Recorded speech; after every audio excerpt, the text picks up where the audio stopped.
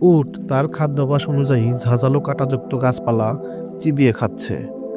আপনারা কি জানেন, উটের মুখে থাকা শক্তিশালী দাঁত ও পুরু জিহ্বা কাটা গাছ খেতে সাহায্য করে। তাদের মুখের ভেতরের কোষগুলো এতটাই শক্তিশালী যে কাঁটার আঘাত সহজেই প্রতিরোধ করতে পারে। মরুভূমিতে খাদ্যের অভাব থাকার পরও উট প্রকৃতির দেওয়া এই কঠিন খাবারকেও নিজের খাদ্যে রূপান্তরিত করে।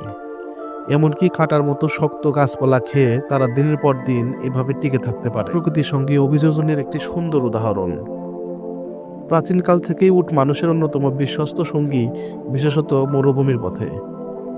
উটের এই অবাক করা ক্ষমতা প্রকৃতির বৈচিত্র্য এবং অভিযোজনের শক্তিকে মনে করিয়ে দেয়। আর এর মধ্যেই লুকিয়ে আছে আমাদের পরিবেশের প্রতি শ্রদ্ধাশীল হওয়ার একটি বিশেষ বার্তা।